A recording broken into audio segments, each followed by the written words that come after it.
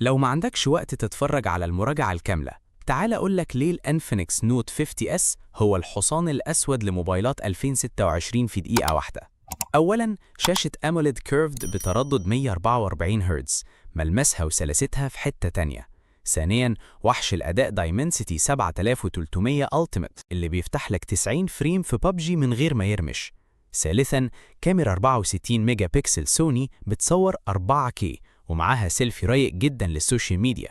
بس عشان تشتري وانت فاهم، الموبايل ده ما فيهوش تثبيت بصري OIS، يعني محتاج ايد ثابته وانت بتصور فيديو، ونحافته بتخليه يسخن شويه مع الشغل التقيل قوي، والسيلفي بتاعه متوسط في الضلمه. من الاخر، عايز شياكه، شاشه جباره، واداء العاب، الموبايل ده ليك. عايز تصوير احترافي بالليل؟ فكر تاني.